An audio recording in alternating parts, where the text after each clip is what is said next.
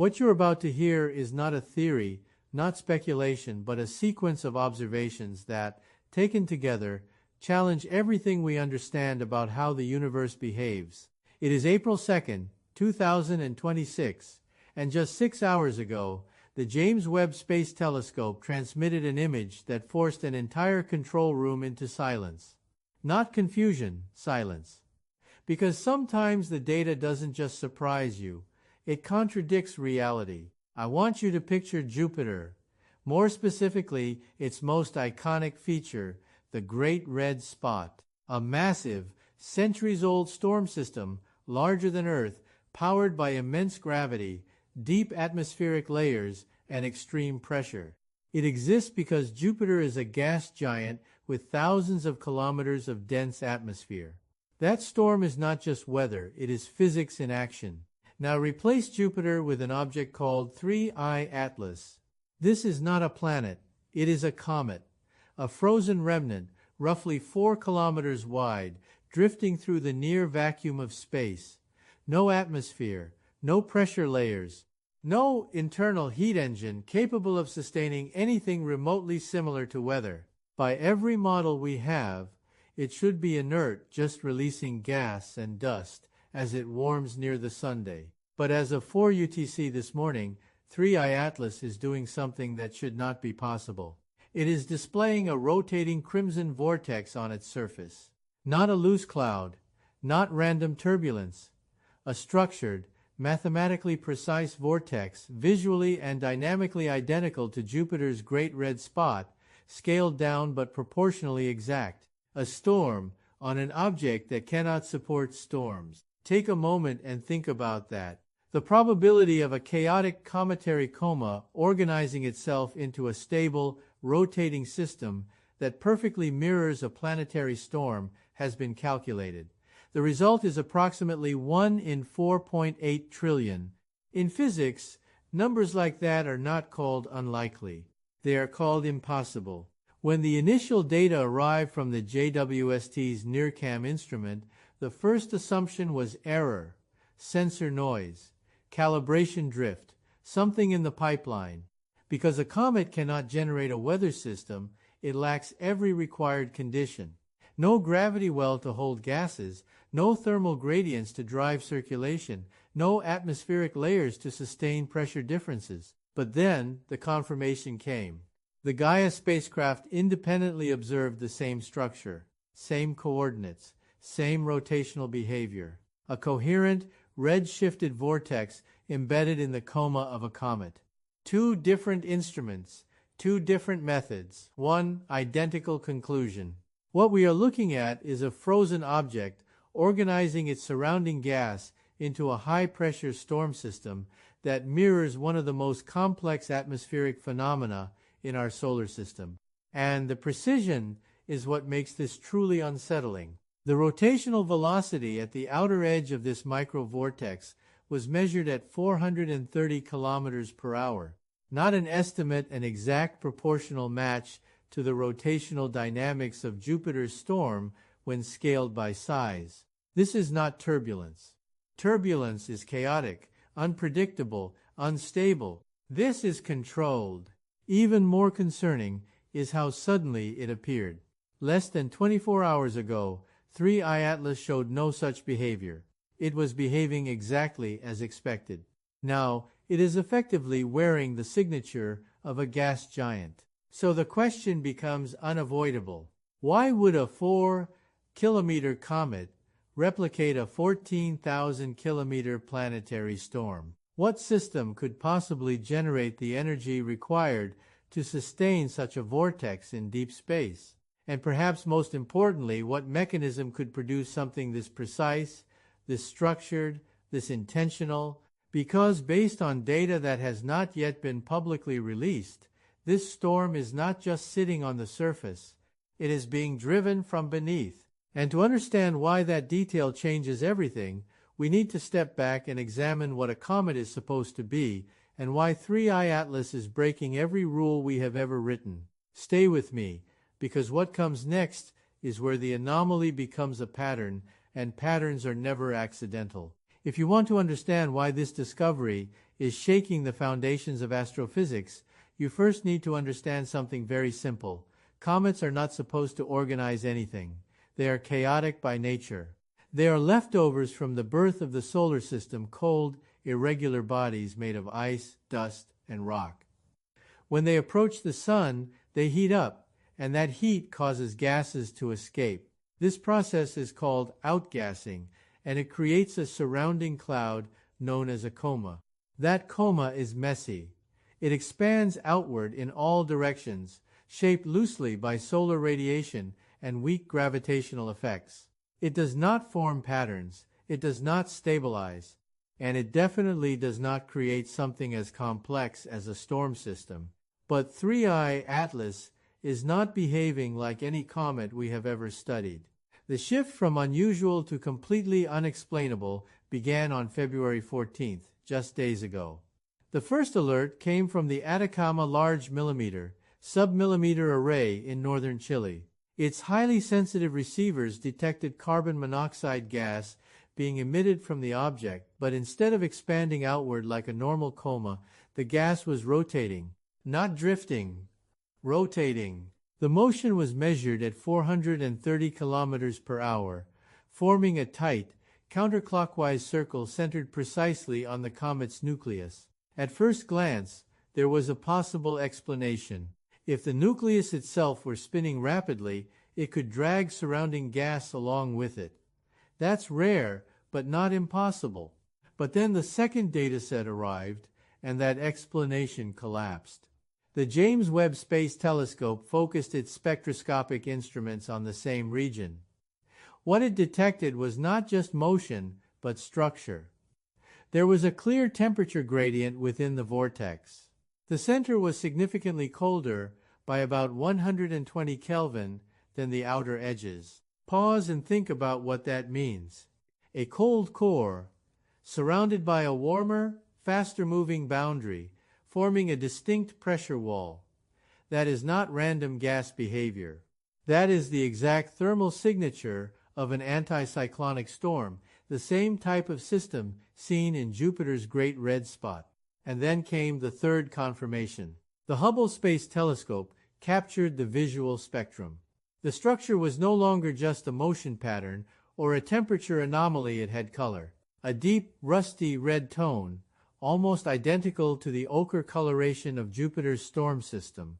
Now look at what we have. ALMA measured the velocity and rotational dynamics. JWST confirmed the internal thermal structure. Hubble verified the visual composition and coloration. Three completely independent systems, using different methods, all pointing to the same conclusion. This is not coincidence. This is convergence. We are observing a storm system mathematically and physically equivalent to a planetary vortex existing on an object that cannot support such a system. And that's where the real problem begins. To create a structure like the Great Red Spot, you need layers of gas moving at different speeds. You need shear forces. You need sustained pressure and gravity to keep everything bound together. On Jupiter, those conditions exist naturally because of its massive size and composition. 3I Atlas has none of those things. Its environment is almost a vacuum. The gases it releases should disperse instantly. They should not stay together long enough to form organized motion, let alone stabilize into a coherent system. But instead of dissipating, the structure is becoming more refined. And over the last 48 hours, a sequence of additional anomalies has emerged, each one more difficult to explain than the last. The first major shift occurred at 14 UTC yesterday. The previously irregular edges of the vortex suddenly smoothed out. The structure became geometrically stable, forming a perfect ellipse. The ratio between its long axis and short axis was measured at 1.6 to 1. That number is not arbitrary. It is the exact aspect ratio of Jupiter's Great Red Spot. 6 hours later, a second anomaly appeared. Scientists detected shear zones, bands of gas moving in opposite directions along the outer edges of the vortex. On Jupiter, these are known as atmospheric jets or trade winds, driven by internal heat and planetary rotation. But on a 4-kilometer comet, there is no internal heat source capable of driving such motion. And then came the third anomaly, the one that changes everything. The storm began to pulse, not randomly, not chaotically, but rhythmically, expanding and contracting in a steady cycle every 4 hours and 55 minutes. This is not turbulence. This is periodic behavior, consistent, measurable, and repeatable. At this point, one question becomes unavoidable. A storm requires energy, a lot of it. On Jupiter, that energy comes from gravitational compression and solar input. But 3I Atlas is too small, too cold, and too distant from the sun to generate anything close to this level of activity. So, where is the energy coming from? Because whatever is powering this system is not only sustaining it, it is controlling it. And to understand just how far this situation has moved beyond known physics, we need to look at the raw mechanics behind it. Because when we do, we discover that the numbers themselves are starting to break. Stay with me, because in the next part, the equations stop making sense, and that is where things get truly serious. If the visual evidence wasn't enough to raise concern, what comes next removes any remaining doubt. Because when scientists stopped looking at images and started looking at the numbers, the situation didn't just become strange, it became physically impossible. To understand why, we need to look at one of the most fundamental tools in fluid dynamics, the Reynolds number. This is a dimensionless value used to predict how fluids behave. In simple terms, it tells us whether a system will be smooth and stable or chaotic and turbulent. Low Reynolds numbers mean particles move independently, with little interaction. High Reynolds numbers mean dense, energetic systems capable of forming large, stable structures like vortices. On Jupiter, the Reynolds number inside the Great Red Spot is enormous, billions. That's why the storm has persisted for centuries. The atmosphere is thick, the pressure is high, and the energy driving it is immense. Now compare that to a comet like 3I Atlas. In the near vacuum of space, with extremely low particle density, the Reynolds number should be close to zero. Gas molecules are too far apart to interact meaningfully. They don't swirl. They don't form pressure systems.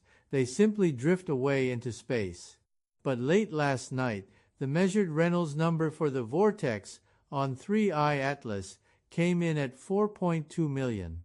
Let that sink in.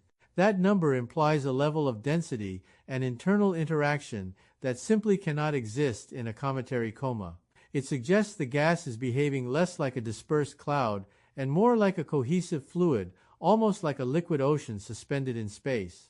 This is where the standard model breaks completely. Think of it like this. If you stir a cup of coffee, you create a vortex. But the moment you stop stirring, friction takes over and the motion fades.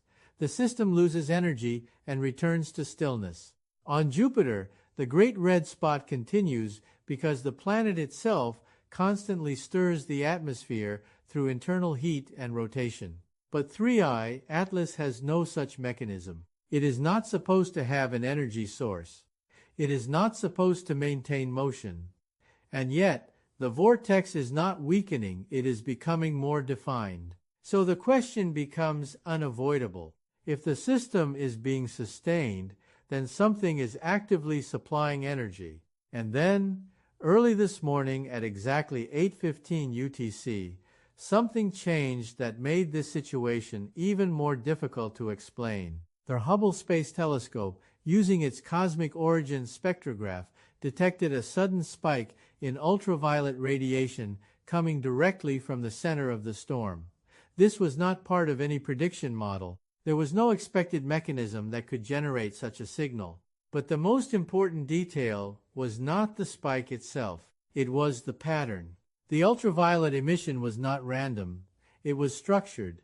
It pulsed in perfect synchronization with the rotation of the vortex. Every cycle matched the motion of the storm with exact timing, as if both systems were linked to the same internal process. And then researchers noticed something that shifted the entire discussion. The pulse interval was measured at 9 hours and 55 minutes. That number is not arbitrary. It is the exact rotation period of Jupiter. Take a moment to process that. We are observing a comet, an object with no atmosphere, no internal heat engine, no capacity for large-scale fluid dynamics, replicating not only the structure and behavior of Jupiter's great red spot, but also its rotational timing down to the minute. Let's quantify the probability. The chance of a comet forming a storm that resembles Jupiter's is already extremely low, estimated at around 0.002%. The chance of that storm independently matching Jupiter's rotational period is effectively zero. The likelihood of both occurring simultaneously on the same object under these conditions is beyond statistical relevance. In over 4 million years of observed comet activity, nothing even remotely similar has ever been recorded. Nature does not duplicate complex systems like this without a mechanism. So the next step was obvious. Scientists needed to test whether an external force could be responsible. One hypothesis was gravitational influence. Could Jupiter itself be inducing this behavior through tidal resonance? Could its massive gravitational field be somehow shaping the comet's activity from a distance? A simulation was run at the Jet Propulsion Laboratory. The result was immediate and definitive. At a distance of 4.2 astronomical units, over 600 million kilometers, Jupiter's gravitational effect on 3I Atlas is negligible. There is no measurable interaction strong enough to produce anything close to what we are seeing. Which leaves us with two possibilities. The first is that we are witnessing a completely unknown state of matter, a form of gas behaving like a superfluid, capable of maintaining coherent structures in near vacuum conditions, driven by an internal energy source we do not yet understand. If that is true, it would force a complete rewrite of fluid dynamics. The second possibility is more difficult to accept.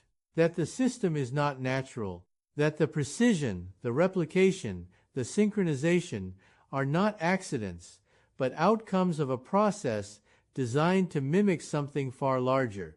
Because if an object can reproduce the signature of a gas giant, then it can do more than just imitate. It can hide. And what happens next suggests that this is not just a passive imitation, but an active system entering a new phase. Stay with me, because the moment this storm begins to change, the entire situation moves from anomaly to signal. See, Ka. Part 4 is approximately equal to 600 words. At this point, the evidence had already crossed the threshold from unusual to unexplainable. We had a comet behaving like a planet, a storm system forming where no atmosphere exists, and numbers that refuse to align with any known model. But what happened next is what forced agencies to stop treating this as a scientific curiosity and start treating it as an event. Because the storm did not remain static, everything we've discussed so far, the impossible Reynolds number, the perfect geometric ratios, the synchronized thermal gradients, was documented and verified within a 2-4 hour window. Under normal conditions, even the most stable vortex would eventually decay. Energy dissipates, structures collapse, entropy wins. But that is not what happened here. On February 17, 2026, at exactly 1442 UTC, the NASA Deep Space Network detected something new. Something that had not appeared in any previous observation of this object. The storm began to emit a signal. Not background radiation. Not random electromagnetic noise. A focused, narrowband transmission, high intensity, highly structured, and locked to a specific frequency. 22,2 GHz. That number matters. In astrophysics, this frequency corresponds to what is known as the water maser line. Maser emissions are the microwave equivalent of lasers. They occur naturally in space, typically in star-forming regions, and while they can be powerful, they are also chaotic and unstructured. This signal was neither. It was stable, it was directional, and most importantly, it was patterned. The transmission was pulsing in a sequence of prime numbers. R, Sen, Wu, Qi, Shi, repeated continuously, with a full cycle completing every 43 seconds. Take a moment to think about that. Prime numbers are not a natural outcome of random physical processes. They are mathematical constructs. They represent order, logic, and intention. A natural storm does not count. A plasma vortex does not generate arithmetic sequences.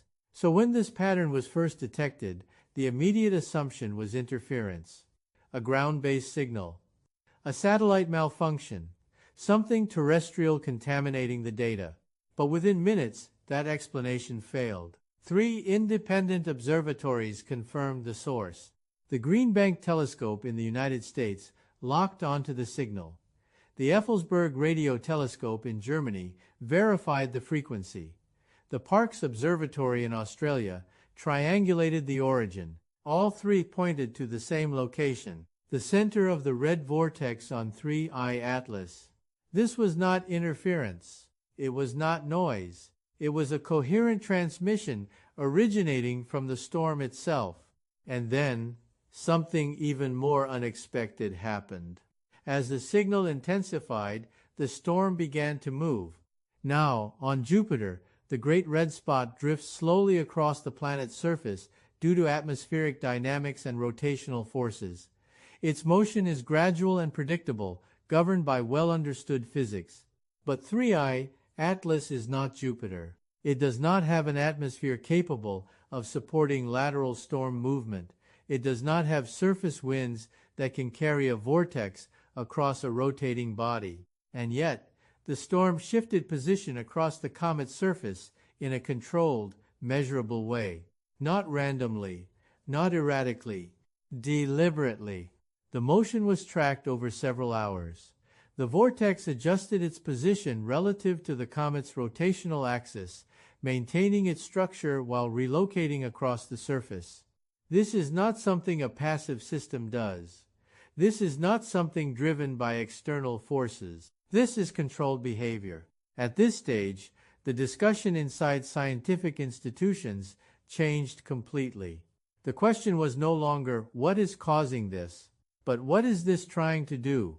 Because when you combine all the observed elements, a pattern begins to emerge. We have a structure that mimics a known planetary system. We have a rotational period that matches a gas giant. We have a mathematically perfect geometry. And now we have a signal, a deliberate, repeating sequence of prime numbers. Each layer adds complexity. Each layer reduces the probability of a natural explanation. And when you look at all of it together, one possibility becomes increasingly difficult to ignore. This is not random behavior. This is a system executing a sequence. And if that is true, then the movement of the storm is not just a physical adjustment, it is part of a larger process. Because signals are not sent without purpose. And patterns are not created without meaning. Which leads to the most important question so far. If this is a transmission, who is it for? Because what happens next suggests that the signal is not just being broadcast into space, it is being directed. And the moment scientists realized where it was pointing, the situation escalated beyond astronomy into something far more serious. Stay with me, because in the next part, we follow the signal, and where it leads changes everything. By the time the signal was confirmed across multiple observatories, the situation had already crossed into territory no one was prepared for. But what truly changed the direction of this investigation was not the existence of the signal, it was where the signal was going. Because this was not a broadcast in all directions. It was focused. As data from the NASA Deep Space Network continued to stream in, analysts began mapping the beam pattern of the 22.2 GHz transmission. What they found was immediately concerning. The signal was not dispersing like a natural maser emission. It was tightly collimated, like a laser, highly directional, with minimal spread. And when they traced its trajectory, it pointed to a very specific region of space. The inner solar system.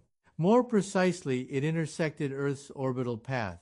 Now, at first, that might not sound unusual. Many cosmic signals pass through the solar system. But this one was not random background radiation.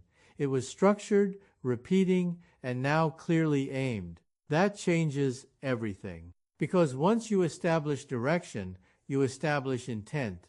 The next step was to decode the signal more deeply. Up until this point, the prime number sequence had been the dominant feature. But as researchers increased resolution and extended observation time, they noticed something embedded within the pulses, subtle variations in amplitude and spacing. In other words, the signal was layered. The prime numbers were just the outer shell. Inside that shell was modulation complex, non-random, and consistent across all receiving stations. This wasn't noise. This wasn't interference. It was information. Teams at the Jet Propulsion Laboratory and international partners began running decoding models. Binary interpretation was the first approach, then frequency mapping, then pattern recognition algorithms. Within hours, something began to emerge. The signal wasn't just counting, it was encoding. At this stage, I want you to pause and consider the progression we've observed so far.